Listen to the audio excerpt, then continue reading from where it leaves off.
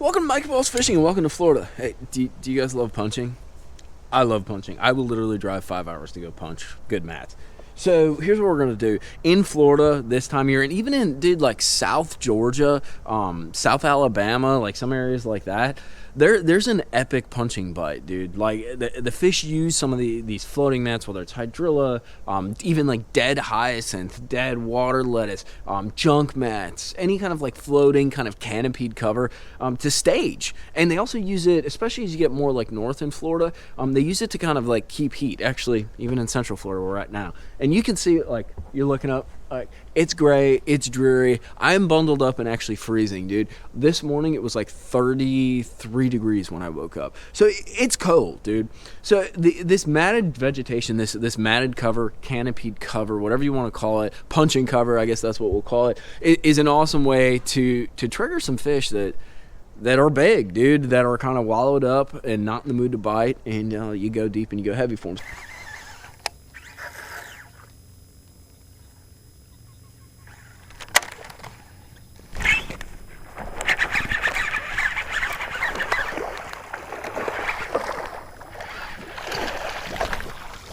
That's what I'm talking about. Because here's the thing, like, dude, I got like second and third and did pretty good in it, like a couple BFLs back in the day when I used to fish the BFLs in Okeechobee.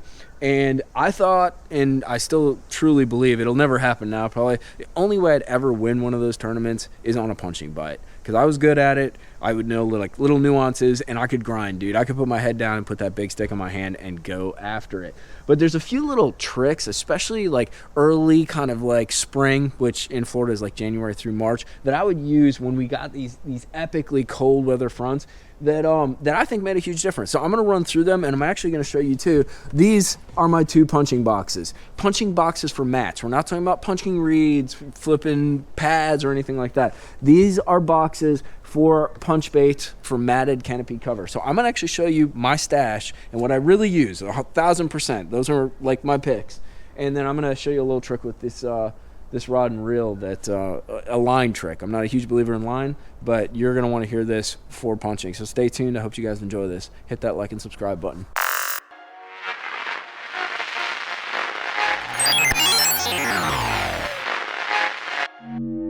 So where we're going tomorrow, it's going to be what I like to call like a soft canopy bite. Hyacinth, pennywort, that's your floating emergence. So there's going to be a little bit of water lettuce as well as some hydrilla, but there's not going to be like cane stalks stuck in a head all with blown in stuff in them. There's not going to be that hard emergent vegetation mixed in like maiden cane with like a hole of like water lettuce in the middle. It's going to be pretty much what I like to call soft grass, you know, your submergent vegetation as well as that canopied floating cover. And when I have that in a super cold front, so the water temp probably dropped like, I would say 8 to 9 degrees in a shallow water fishery, which is insane, dude. Like that is for Florida a huge drop in water temperature, and those fish go super duper negative. And I'm a true believer that braid makes a lot of noise under the water, or even as it's like rubbing against the cover. And the trick is, when you get these kinds of fronts, what you usually have to do is boop, pitch that bait in there, and either lift it to the top and suspend it at the top and not move it, or you need to pump very slowly and literally just kind of penduluming that bait under the mat. And dude, I've had to do it to catch big fish like 25, 35 times. Like literally, it's almost stupid fishing, dude. You're just daubing it, as JT would say, daubing it, boy. But you're just daubing that bait up and down, or you're like holding it, suspending it just under the roof of the mat. Now, the trick with that is, if you're using traditional, I like Power Pro. Don't get me wrong. Like I use it all the time. I keep trying all this other stuff and I come back to it. But if you're using a traditional Power Pro kind of like woven type braid, I don't think they're called Dyneema. I forgot what they're called. But basically, if it's your like knit up braid, it has those little ridges on it, dude. If you actually pitch that into like some thick cover and pump it up and down, it sounds like a friggin' buzzsaw, dude. Like a sawzall. It's like zzz, zzz, and it makes a sound when it goes down too. Zzz, zzz, zzz. I should do that fast forward.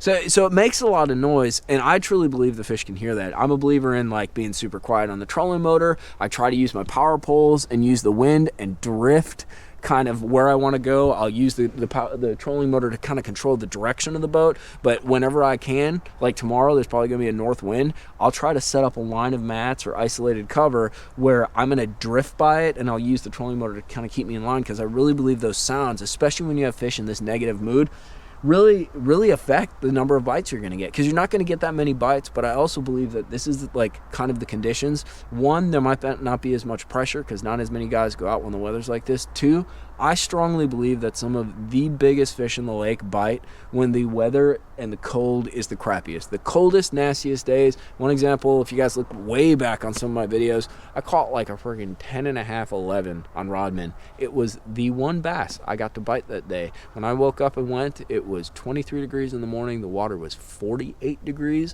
By the end of the day, I think it was 45 degrees. Freezing. And it had been that way for weeks. So I'm a strong believer in that.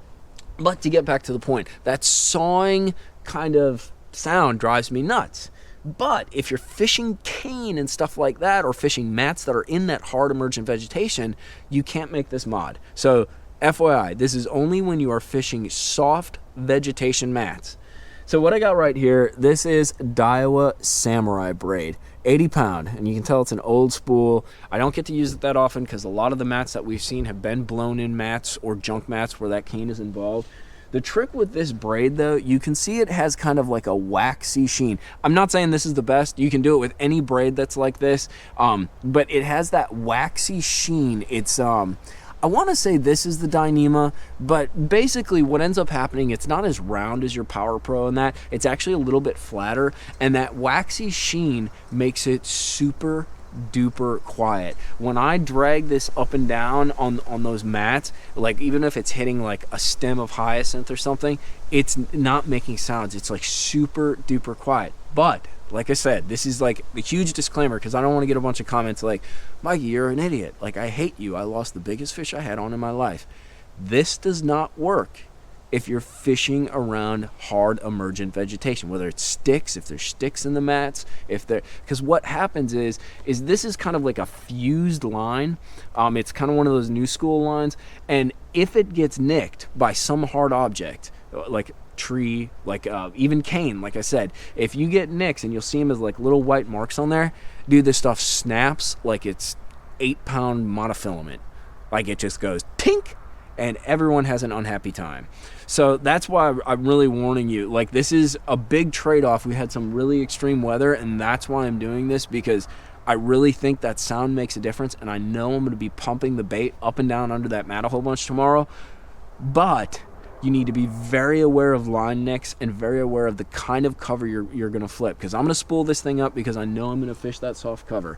So try that stuff. It's that fusion style line. I would recommend in this stuff, I always go a little heavier. You can see this is 80 pound braid. Normally I'll use 65 pound Power Pro slick or something along those lines for like standard flipping. Whenever I use this fused stuff for mat flipping, I try to go to 80. And especially since a lot of the higher end lines make it, I think there's one by Sunline as well. It's a little lower diameter, so it's not really like you're pitching 80. So let's talk about what I got sneaky in my box, right?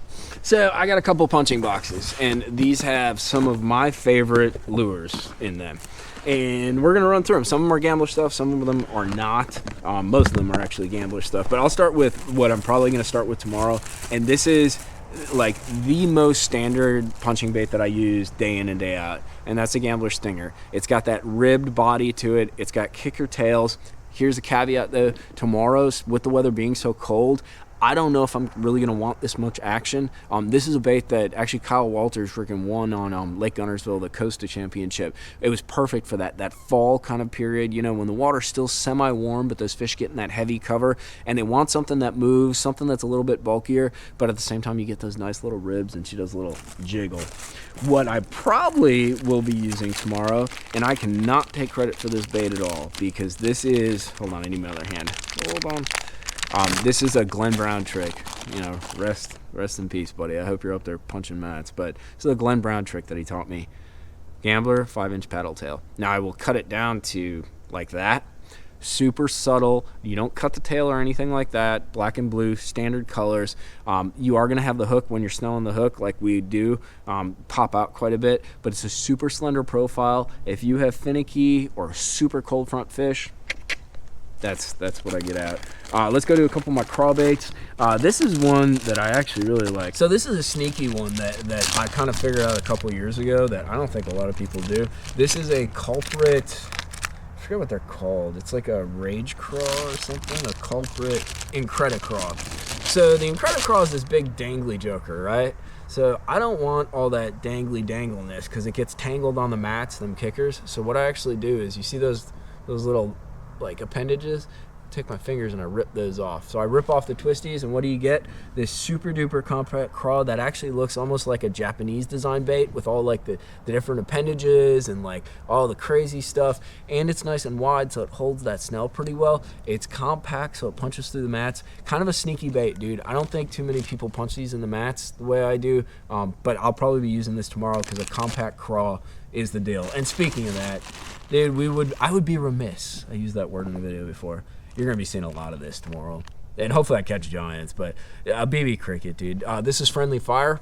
It's actually a color that I've really fallen in love with. It's got kind of a green pumpkin to a June bug with a bit of a purple, almost like red velvet cake. But, dude, super compact. Downside is, you know, your snell pops out. But, dude, I've been in so many situations where I cannot get them to eat anything. No beaver baits, no craw baits, no nothing. And you bust this joker out and you drop it on in there, and I'll catch a 7-pounder. To Orlando. Nice. Nice. Oh, Jesus Christ. Look, I'm bugged. Drop them poles. Drop them poles. Jeez Louise. Dude, I've never seen a cove bug move back. You're going to hurt yourself. I'll let you lick the fish. There's something with this compact craw deal, and here's the deal. I've actually done this in Wisconsin, punching some like matted vegetation, blown in vegetation. It works no matter where you are. Even though some guys use this as like a micro jig trailer, which is awesome. I've done it too. But dude, you need something compact. You got bad cold front conditions. You can't go wrong with a BB cricket. What else do we got in here? Here's one that's old school, and you can see how old it is because I have the old gambler bag. I used to catch a lot of fish on Okeechobee like this, but sometimes I'll use like a micro beaver style bait. This is a little otter. It's super tiny, but like I said, we're going into some of the most extreme cold front conditions that Florida's seen this year, like crazy water temp drops. This little micro beaver has little kicker legs that actually catch water, so it will swim down. And here's the other deal too. So when it punches through, I personally believe it gets like super compact, right? So it's punching through, boom, it gets compact. But then once it gets under the mats, these legs kick out, and they do shimmy just a very little bit, but they also slow like the fall of the bait a little bit. It's got that paddle tail. It'll just kind of like wave. You know, it's not really a kicking motion, but back in the day on Blue Hole and on the shoal on Okeechobee with some blown in mats, I freaking wrecked them on that joker. Wrecked them. All right, let's do some other stuff here. You guys remember when I used to love my D&M baits? I still love them actually, but they made what was called the Big Mama. I don't think they make it anymore. It's a beaver style bait with large paddles. They're stuck together. I just pull them apart and they do this kind of do motion like that. This I will probably use tomorrow. It might be a little too much swimming kind of action for it, but one of my really good BFL finishes was basically this and a gambler. Why not, dude? I wrecked them on it. But I think this is Big Bite Baits now. I'll put links to all this stuff down in the description box at Tackle Warehouse, so you can go check it out and see if you like it. This is kind of a clear water color. It's like a tilapia color, green pumpkin with some fleck in it. My favorite color, all-time color. Do I have any left? I hope I do. But that black blue swirl with a little bit of red fleck is one of my favorite colors. I don't care if it's this bait. I don't care if it's a gambler bait. I love the swirl colors. Like, that's one of my favorites. I actually, you know, I don't know if you guys know this, but I actually designed one of the colors, one of the swirl colors. I got them in a stinger right here. This is Killer G. Actually, that's not a good example.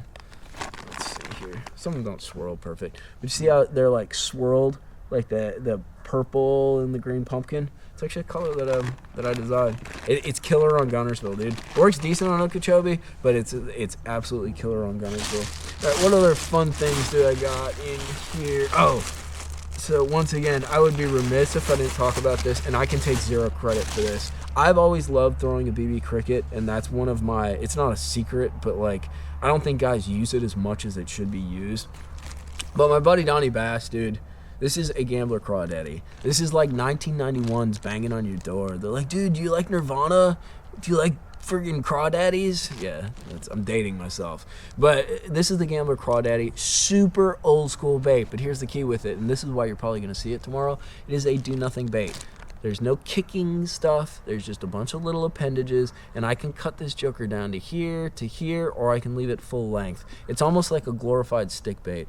Donnie has caught so many giants on this thing, and he took me out and literally took me to school one day on Okeechobee, dude. And since then, I have never scoffed at this bait, and I've never gone out and not flipped it under a mat when I'm on a real tough bite. Like, it's something that when the beaver baits aren't showing off, when you can't catch them on a wider, more diamond profile bait, and you start going onto the craw baits, this is one that needs to be in your arsenal.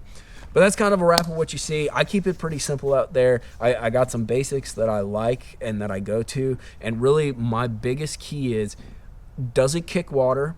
I want it to kick water if the water temps are kind of warm, if the fish are kind of active. I don't want it to kick water so much on the day that we're going into. It's going to be like another, I think, 35, 40 degrees in the morning. I want it very subtle with the water temps dropping. The other thing is it a bulkier presentation or is it more compact? If the mats are super thick, you know, like that's another reason to get out something like a paddle tail worm or a BB cricket, because you need something super compact to get through. At the same time, if it's super cold, like I want something small down there, because you'd be amazed how many times you pitch that BB cricket in there and it'll go like it's a little 12-inch fish, and you set the hook and it's 6.5 pounds. Like the big fish get weird when it gets cold, especially Florida fish, dude. Like Florida and like the southeast, you know, South Georgia, South Alabama, they get tweaky, dude. But if at the same time, you know, if we're a week down the road and these fish are hardcore staging, we're on a warming trend, it's going to be like 85 degrees, it's been 70, you know, 5 during the day and 65 at night, like then I'm going to get out a bigger bait. You know, I'm going to get out this big bite bait steel. I'm going to get out my stinger. You know, I'm going to use some larger beaver style baits because I want that kicking motion. I want that larger profile. So I hope that helps you guys out on your punching. I absolutely love to do this. I'm hoping to have an epic video for you tomorrow. But if you guys enjoyed this and you got any questions about the line or anything like that, I will drop links to it down in Tackle Warehouse. But I'm hoping for an epic day, fingers crossed. Make sure to hit that like and subscribe button, and I got to get rigged up for tomorrow. So peace.